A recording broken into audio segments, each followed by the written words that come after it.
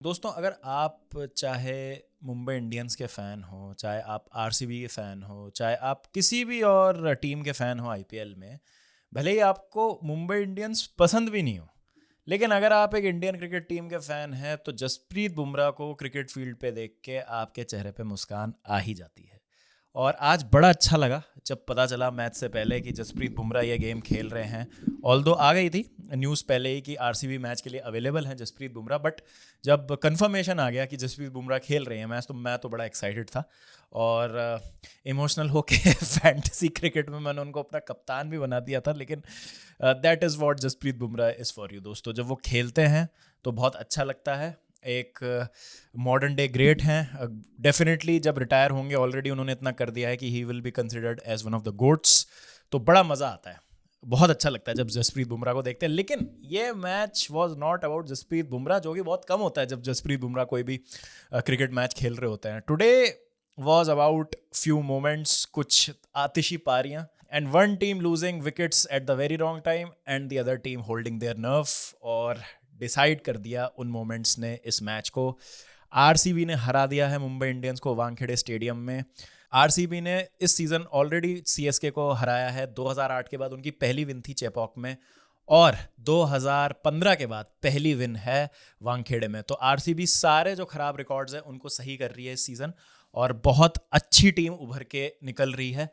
और अगेन आज एक ऐसा मैच था जहां पर आरसीबी ने बैटिंग अच्छी की, बॉलिंग से भी डोमिनेट किया in the first half of the second innings. लेकिन बीच में एक ऐसा फेज आया जहां पर सब बोलने लगे कि क्या ये क्लासिक आरसीबी वाली हरकत हो रही है, एक जीता हुआ मैच ये हार रहे हैं, फिर से इनको विकेट्स नहीं मिल रहे हैं मिडिल ओवर्स में, और बॉलर्स इतने ज़्यादा रन लीक कर रहे हैं कि लग रहा है मुंबई इंडियंस ये टोटल चेस कर लेंगे। बट सबसे जो आई थिंक सही चीज़ थी वो ये थी कि मुंबई इंडियंस ने टॉस जीत के बॉलिंग करने का फैसला किया। और ऑफ कोर्स जैसे हमने बात की थी मुंबई और केकेआर वाले मैच में भी, जो पहला होम गेम था मुंबई का, तो जिस तरीके से केकेआर के टॉप ऑर्डर की कमर तोड़ दी थी, पूरी केकेआर की बैटिंग लाइनअप साफ हो गई थी। उस चीज़ को देखते हुए I think it's the best decision कि आप उस समय जो 7:30 से 8 का टाइम होता है उसको आप अपने बॉलर्स को दें, जो आपके स्विंग बॉलर्स हैं, ट्रेंट बोल्ट है, दीपक चहर है, उनको दें, और उनको आप कहिए कि आप इन कंडीशंस का फ़ायदा उठाएं and do as much damage as possible. तो शुरुआत कुछ ऐसी हुई, फिल सॉल्ट ने पहली गेंद पे चौका मारा बोल्ट को, और दूसरी गेंद पे वो बोल्ड हो गए, लेट इन स्विंग थी। लेकिन तारीफ करना चाहूँगा, यहाँ बेहतरीन पारी खेली विराट कोहली ने। बेहतरीन पारी क्यों? क्योंकि जिस फेज में हम देखते हैं कि मुंबई इंडियंस डैमेज करते हैं मोस्टली पावर प्ले में, वहाँ पर विराट कोहली ने काउंटर अटैकिंग पारी खेली, और एक सेकंड के लिए भी ऐसा नहीं लगा कि यहाँ पर वो सी ऑफ कर रहे हैं या जो स्विंग हो रही है इसको बस जाने दे रहे हैं, इस पीरियड को, इसको नेगोशिएट कर रहे हैं और फिर सेट होके मारने की कोशिश कर रहे हैं। विराट कोहली ने अटैक किया। इवन जसप्रीत बुमराह जब गेंदबाजी करने हैं तो उनको भी मिड विकेट के ऊपर से एक छक्का मारा। साफ जाहिर कर दिए थे इरादे उन्होंने अपने कि वो क्या करने वाले हैं। 42 गेंदों में 67 रन की अच्छी पारी खेली। पावर प्ले में 72 रन जो बनाए आरसीबी ने, उन 72 रनों ने उनको अलाउ किया कि जब उन्होंने विकेट खोया देवदत्त पडिक्कल का, क्योंकि देवदत्त पडिक्कल ने भी आके अच्छी पारी खेली, अच्छा साथ निभाया विराट कोहली का। 22 गेंदों में 37 रन उन्होंने बनाए। देवदत्त पडिक्कल की अगर आप बैटिंग पे एक बार नजर डालेंगे, हल्का सा जो उन्होंने एडजस्टमेंट किया है कि जो अपना स्टांस ले रहे हैं वो मिडिल टू ऑफ स्टंप पे ले रहे हैं, लेग स्टंप थोड़ा सा उनका एक्सपोज रहता है। तो जो स्विंगिंग कंडीशन है उसमें क्या है कि वो बॉल को ज़्यादा स्विंग होने का मौका नहीं दे रहे। तो अगर वो उनके ऑफ स्टंप के बाहर होती है बॉल, तो कभी कभी वो एज लगा बैठते हैं, इन स्विंग होती है, एलबीडब्ल्यू बोल्ड का डर रहता है, तो बॉल को स्विंग नहीं होने दे रहे, बॉल की लाइन के अंदर आके खेल रहे हैं। तो आप देख सकते हैं कि किस तरीके से वो लेग साइड पे अच्छे शॉट्स मार रहे हैं, स्ट्रेट डाउन द ग्राउंड अच्छे शॉट्स खेल रहे हैं। रिस्क रिवॉर्ड का रेशियो बहुत ज़्यादा ज़बरदस्त होता है ऐसी क्रिकेट में। अगर आप रिस्क लेके इतना ज़्यादा स्टंप्स के सामने आके खेल रहे हैं तो आप रिस्क कर रहे हैं कि एलबीडब्ल्यू डिसमिसल। लेकिन यहीं पे ही अगर आप बॉल की लाइन में आके खेल लेते हैं तो आपको रिवॉर्ड भी मिलता है, जिस तरीके के शॉट्स देवदत्त पडिक्कल ने खेल के हमको दिखाए। तो अच्छी पारी खेली उन्होंने। जो मोमेंटम चाहिए था, फिल सॉल्ट आज जल्दी निपट गए, तो जो मोमेंटम चाहिए था पावर प्ले में वो उन्होंने दिया आरसीबी को कोहली के साथ मिलके। दोनों ने बहुत अच्छी पारी खेली। और जब डीडीपी का विकेट गिरा तो जो 72 रन बना दिए थे, 73 रन बना दिए थे आरसीबी ने पावर प्ले में 6 ओवर में, उन रनों ने अलाउ किया उनको कि थोड़ा सा रजत पाटीदार और विराट कोहली और टाइम लेके असेस करें कि स्पिनिंग कंडीशंस कैसी हैं इस विकेट पे। जिस तरीके से सेंटनर बॉलिंग कर रहे थे, विग्नेश पुतूर को एक ही ओवर दिया, और बाकी जो गेंदबाज थे जो आ रहे थे बीच में बॉलिंग करने, विल जैक्स ने भी एक ओवर डाला था वहां पर। तो असेस कर लिया कंडीशंस को कि किस तरीके की कंडीशंस हैं, और फिर जब सेट हो गए और जो पिटाई शुरू की रजत पाटीदार ने, आपसे मैं आपकी ओपिनियन जानना चाहता हूँ दोस्तों, क्या रजत पाटीदार इस समय one of the best T20 batters हैं? अगर हम स्पिन बॉलिंग की बात करें, मतलब मैं नहीं कह रहा हूँ कि ही इज़ दी बेस्ट है, उनसे बढ़िया कोई है ही नहीं, लेकिन अगर हम बात करते हैं स्पिन को बहुत अच्छा खेल के मारने वाले खिलाड़ियों की T20 क्रिकेट में, तो निकलस पूरन है, हेनरिक क्लासन है, ट्रेविस हेड भी जब सेट हो जाते हैं तो मारते हैं, बट नॉट नेसेसरीली स्पिन को, बट वो तो खैर ऐसे बंदे हैं जो अगर सेट हो गए तो सबको ही मारेंगे।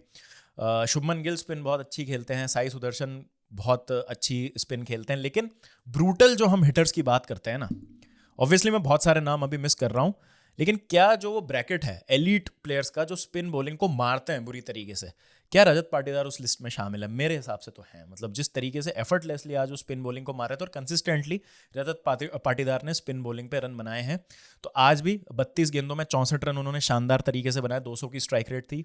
एक मोमेंट था जब वो स्कूप मार रहे थे हार्दिक पांड्या को, और गेंद उनके हेलमेट पे आगे लगी। तो बस एक दोस्तों हिदायत है मेरी, अगर आप क्रिकेट खेलते हैं, लेदर बॉल से खेलते हैं, तो प्लीज़ हेलमेट पहना करिए। जब ये इंटरनेशनल क्रिकेटर्स और इतने बड़े क्रिकेटर्स ही कभी कभी इस तरीके से चोट खा लेते हैं चेहरे पे, तो हम जिनको कैजुअली खेलना आता है, और हो सकता है कुछ लोग हों जो अच्छे प्रोफेशनल लेवल पे भी खेलते हों, भले ही IPL या इंटरनेशनल क्रिकेट नहीं खेल रहे हैं अभी, लेकिन अच्छे आप स्टेट लेवल पे भी खेलते हैं, जहाँ पे भी आप खेलते हैं, कैजुअली खेलते हैं चाहे प्रोफेशनली खेलते हैं, प्लीज़ हेलमेट पहनिए। क्योंकि जो आज हुआ रजत पाटीदार के साथ, मुझे बड़ा डर लगा था एक बार देख के, लेकिन अगली बॉल पे फिर उन्होंने अपरकट भी मार दिया था हार्दिक पांड्या को। तो fearlessness and the sheer skill that Rajat Patidar has is absolutely amazing to watch. जिस तरीके की वो बैटिंग करते हैं। जितेश शर्मा ने शानदार पारी खेली, 19 गेंदों में 40 रन बनाए, बहुत अच्छा फिनिश दिया RCB को, 221 रन, अच्छे रन, लेकिन वानखेड़े पे चेज होते हैं, ड्यू भी आता है, और ग्राउंड इतना बड़ा है नहीं। अगर हम बात करें बाकी ग्राउंड्स की, जैसे एकाना एक बहुत बड़ा ग्राउंड है, वानखेड़े में हाई स्कोरिंग मैचेस होते हैं। रोहित शर्मा है एज एन इम्पैक्ट सब, अच्छी शुरुआत की उन्होंने, 9 गेंदों में 17 बनाए, लेकिन वही लेट इन स्विंग यश दयाल की बोल्ड हो गए वहाँ पे। रैन रिकल्टन भी अच्छे शॉट खेल रहे थे, 4 उन्होंने अच्छे चौके मारे, जिसमें से 3 तो आइडेंटिकल चौके थे। तो ठीक ठाक शुरुआत हुई मुंबई इंडियंस की, लेकिन वहाँ पर 2 पारियां जो मैं कहूँगा आज शायद उनके फेवर में नहीं गई। वो थी एक तो विल जैक्स के 18 गेंदों पे 22 रन, और सूर्य कुमार यादव के 26 गेंदों में 28 रन। जैसे उस दिन तिलक वर्मा फंस गए थे उस मैच में जब उनको सब्सटीट्यूट कर दिया था, यहाँ पे आप कह सकते हैं कि सूर्य कुमार यादव कुछ इस तरीके से फंस गए थे, जहाँ पे तो उनके 2 कैच छूटे थे। जब उनके कैच छूटे तो मुझे लगा कि हाँ, आज इनका दिन हो सकता है और कुछ ये बड़ा कर सकते हो। जितेश शर्मा और यश दयाल का जो मिक्सअप हुआ था, मुझे लगा था ये मोमेंट है शायद जहाँ से अब मुंबई के फेवर में मैच जा सकता है, क्योंकि सूर्या का आप कैच नहीं छोड़ना चाहेंगे एक ऐसे चेज में। लेकिन 10 ओवर में काफ़ी कम रन बनाए, 9.4 ओवर्स में, 9.4 ओवर्स थे जब विल जैक्स आउट हुए, 79 फॉर 3 था, तो लग रहा था कि मैच डेड है, RCB की गिरफ्त में आ चुका है ये मैच। फिर सूर्या भी जब 12वें ओवर के एंड में आउट हो गए, 100 रन भी नहीं बने थे तब मुंबई इंडियंस के, 99 फॉर 4 हुआ स्कोर। लगभग आपको 8 ओवर में 116 रन चाहिए, और बहुत ज़्यादा मुश्किल है। लगभग 14 से 15 रन पर ओवर आपको चाहिए यहाँ पे जीतने के लिए अगले 8 ओवर तक, जो कि काफ़ी मुश्किल लग रहा था। और इस सीज़न हमने देखा है कि मुंबई इंडियंस के कोलैप्स हुए हैं मिडिल ऑर्डर के, तो क्लोज मैच हारे हैं। और तिलक वर्मा का कॉन्फिडेंस कैसा होगा, पिछले मैच के बाद क्या होगा क्या नहीं होगा, लेकिन उसके बाद जो देखा, एब्सोल्युटली क्रेजी। अगले 5 ओवर में लगभग 80 रन के आसपास बना दिए मुंबई इंडियंस ने, और हार्दिक पांड्या ने जो आगे पारी खेली, अगर आज जीत जाती मुंबई इंडियंस ये मैच तो ऑल टाइमर पारी में शामिल होती उनकी ये पारी। एक पॉइंट था जब वो 8 गेंदों में 33 रन पे खेल रहे थे, कृणाल पांड्या को मारा, हेजलवुड को मारा, उसके बाद तिलक वर्मा ने भी मारना शुरू किया, बहुत अच्छी पारी खेली तिलक वर्मा ने, 29 गेंदों में 56 रन बनाए, हार्दिक पांड्या ने 15 गेंदों में 42 रन बनाए। इतना ज़्यादा क्लोज मैच हो गया था कि 2 ओवर में 28 रन चाहिए थे। यहाँ पे आए जॉश हेजलवुड। अब मुझे यहाँ पर ये चीज़ लगती है एक कि हार्दिक पांड्या देखिए मार रहे थे, और वो जिस फॉर्म में थे, जो बैटिंग कर रहे थे, वो ऐसा लग रहा था कि हर बॉल पे वो छक्का लगा देंगे। मेरी कैलकुलेशन इस पॉइंट पे ऐसे चलती है दोस्तों, जैसे अगर आप टर्फ पे क्रिकेट खेलने जाते हैं ना, बॉक्स क्रिकेट खेलने जाते हैं, तो वहाँ पे क्या होता है, स्ट्रेट का छक्का होता है, दीवारों के 2 रन होते हैं, डिपेंडिंग ऑन आप किस तरीके के रूल्स के साथ खेलते हैं, हर जगह के अलग रूल्स होते हैं। मोस्टली यही होता है कि दीवार का एक पॉइंट होता है, उसके आगे 2 रन होते हैं और सामने छक्का होता है। तो अब मान लीजिए आपको 5 ओवर में 50 रन चाहिए जीतने के लिए, ठीक है। 5 ओवर में 50 रन तो खैर काफ़ी आसान होता है। आप मान लीजिए आपको 4 ओवर में 50 रन चाहिए, 3 ओवर में 50 रन चाहिए, तो कैलकुलेशन कैसी चलती है कि 18 गेंदों में 50 रन नहीं बनाने मुझे, या मुझे 3 ओवर में 15 या 16 की रन रेट से रन नहीं बनाने, मुझे मारने 8 छक्के। 8 छक्कों का गेम है, 8 छक्के मतलब 48 रन होते हैं, 2 रन तो बनी जाएंगे, वाइड की डाल देगी सामने वाली टीम। एक आधा रन इधर बन जाएगा, 8 छक्के लगाने हैं मुझे, मैच हम जीत जाएंगे, एज सिंपल एज दैट। अब जिस तरीके से हार्दिक पांड्या खेल रहे थे और नमन धीर ने भी आगे छक्का लगाया ना, मुझे ऐसा लग रहा था कि 12 गेंदों में 4 छक्के मारने हैं इनको और ये मैच जीत जाएंगे। बस उस लिहाज से मैं कह रहा हूँ कि क्या हार्दिक पांड्या सी आउट कर सकते थे वो हेजलवुड का ओवर, क्योंकि नमन धीर तो खेल ही रहे थे। ऑल्दो मिचेल सैंटनर ने भी आके जॉश हेजलवुड को छक्का मारा, लेकिन उन्होंने चांस लिया। अब देखिए बनता भी ऑब्वियसली, क्योंकि अगर आप पहली बॉल पे छक्का लगा देते हैं तो आ जाता है प्रेशर गेंदबाज पे। लेकिन मुझे ऐसा लगता है कि हार्दिक पांड्या अगर 20 रन भी रखते लास्ट ओवर में, मान लीजिए 8 रन भी आते हेजलवुड के ओवर में, तो कृणाल पांड्या को ऑलरेडी वो मार चुके थे, शायद वो 3 छक्के लगा भी देते कृणाल पांड्या को लास्ट ओवर में। But what ever it is, अगर नहीं भी लगा पाते तो बेटर चांस था। कहने का मतलब मेरा ये है कि बेटर चांस होता मुंबई इंडियंस का आखिरी ओवर में अगर हार्दिक पांड्या स्टिल क्रीज पे होते हैं। लेकिन तब भी सैंटनर ने एक अच्छा शॉट लगाया कृणाल पांड्या को, जब 19 रन चाहिए थे लास्ट ओवर में, बाउंड्री पे कैच हुए। दीपक चहर ने भी अच्छा शॉट लगाया, कृणाल पांड्या ने बाउंसर डाली थी, बाउंसर उन्होंने विल जैक्स को भी डाली थी जो स्क्वायर लेग पे कैच हो गए थे। बहुत ही बढ़िया कैच जो, और मैंने नर्व होल्ड करने वाली बात की, जो फिल सॉल्ट और टिम डेविड का कंबाइंड कैच था, बहुत ही शानदार कैच। लेकिन उसके बाद भी नमन धीर ने एक आके चौका लगाया, तो सुपर ओवर की जो होप्स थी वो अलाइव थी जब 2 बॉल में 13 रन चाहिए थे। लेकिन वहाँ पे फिर एक फुल टॉस, लो फुल टॉस डाली कृणाल पांड्या ने, नमनदीर कैच हो गया स्क्वायर लेग पे और मैच वहाँ खत्म हो गया। तो बहुत क्लोज मैच, मार्जिन्स का मैच, और जो बीच में ताबड़तोड़ बल्लेबाजी की हार्दिक पांड्या और तिलक वर्मा ने, काबिल तारीफ, लेकिन वॉज नॉट इनफ, क्योंकि आरसीबी ने अपना काम बहुत अच्छे से किया था। अगेन एक प्रॉब्लम आरसीबी के लिए कि मिडिल ओवर्स में विकेट कौन लेगा। आज तो चलिए टोटल इतना था कि ज़्यादा ज़रूरत उनको पड़ी नहीं, और लास्ट में आके मैच बिल्कुल मतलब उस तरीके से हो गया था कि करो या मरो वाली सिचुएशन थी। कृणाल पांड्या ने आज भी 4 विकेट लिए, लेकिन अगेन एक फेस था जहां पर दोनों बल्लेबाज मार रहे थे। सूर्यश ने अच्छी गेंदबाजी की, फंसा लिया था सूर्य कुमार यादव और विल जैक्स दोनों को, लेकिन एंड में उनको भी मार पड़ गई तिलक वर्मा और हार्दिक पांड्या से। तो आज अगेन कृणाल पांड्या ने जो विकेट लिए हैं, अच्छी बात है, विल जैक्स को उन्होंने आउट किया था, बट यही वाली बात है कि रिस्पॉन्सिबिलिटी बहुत ज्यादा है कृणाल पांड्या पे going forward into the season. यही परफॉर्मेंसेस चाहिए कृणाल से आरसीबी को अगर अच्छा करना है, and he was the difference maker yet again आज फिर से।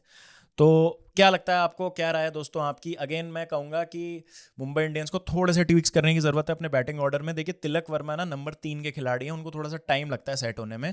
तो जब वो 5 नंबर पे आ रहे हैं ना, तो थोड़ा मुझे लग रहा है कि लेट भेजा जा रहा है उनको। तो नमन धीर अगर आप नीचे आ रहे हैं, नमन धीर भी टॉप ऑर्डर के प्लेयर है, जब वो नंबर 3 पर आए थे पिछले मैच में तो उन्होंने शानदार पारी खेली थी।